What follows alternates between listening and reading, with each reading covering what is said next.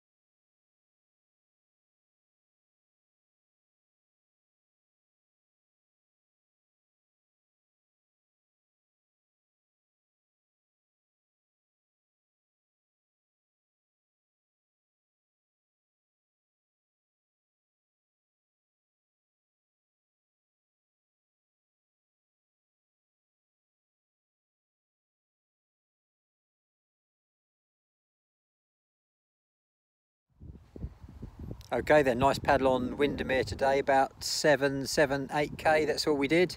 But obviously the lake itself is 10.5 miles long, so you can add distance to taste. It was a little bit iffy, the weather, sort of stop and start. It's actually brightened up quite nicely now, and it looked like the weather was closing in from the north and west, so we cut it a bit short, and in the end it didn't turn out too bad. So, launching point, as you've seen, is Bowness. If you go down or follow the signs towards the ferry, that will open out into a nice little marina, sort of harbour area. There's a really friendly Harbour Master on hand to help out. It's free to launch small boats. Actually, if you launch on the slipway, it will cost you a sum of money. Parking's about £5 for 4 hours. What we did was park there, and if you walk down towards the water from the car park, pay and display, there's a line of dinghies. Halfway down the line of dinghies, there's a little walk through to that, and there's a little smaller slipway, really well maintained, no weed, no nothing, ideal for small boats. And like I say, the Harbour Master, if you're not sure, will direct you down there, and he likes you down there so you can launch away from the other boats in the marina.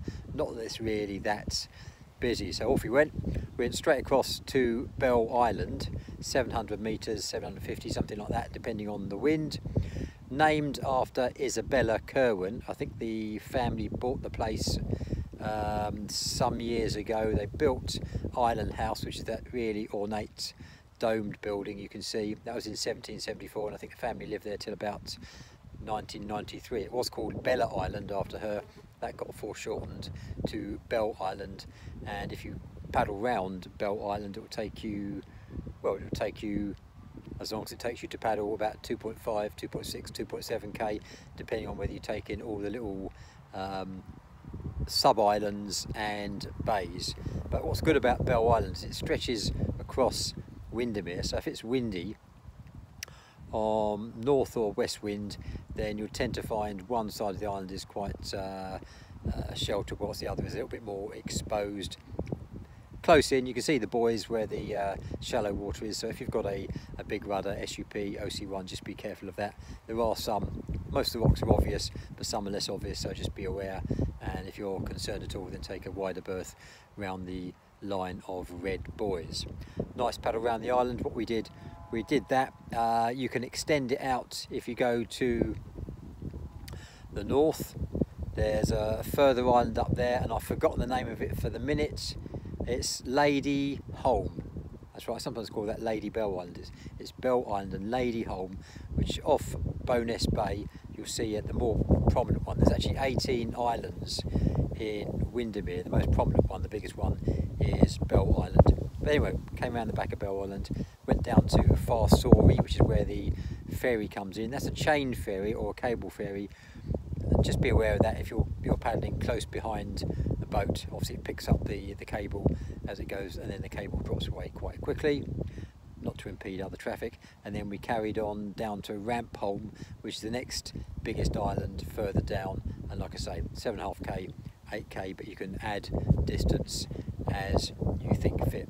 Really nice paddling across, get a bit of downwind depending on direction you're going in, and it's actually quite pleasant when it's wavy as well. Just be aware that close inshore then the waves are going to be a bit more choppy because of the depth of the water. But apart from that, more wildlife, worth a look. It's a more populated area, and just be aware that there are some people in motorboats who think the best way to get out your way is to rev the engine and get out your way as fast as possible. Not always good, but there's plenty to see. Once again, more geography, shape of the islands, shape of the trees, that sort of thing. And there's the steamers, and there's the ferry and the piers. Lots to look at, lots of boats parked, and a boating paradise really. Lovely area, great day. And then what we did afterwards is stayed in the car park and walked across Cockshott Point, which is a really nice promontory which divides that part of Bowness, the Marina, and Bowness proper. You can walk across the top or have a picnic. There's some nice sort of, I say sandy beaches. There's like there's sort of shale, soft stones, but very, very small, sandy style. Have a nice look out over the bay, that sort of thing. Really nice to spend some time there. We just walked over Cockshott Point and then into Bowness, got some lunch, and then came back. But really nice place to spend a day. Enjoy the photos, enjoy the videos. It greyed over a little bit for us, and then it brightened up afterwards, so you've got a variety of shots and views. But from the middle of the lake you get a view up and down, and it really is a pleasant day's paddling, however long you take over it, and well worth a great British paddle. Okay, so there we go, middle of Windermere. See you next time, cheers.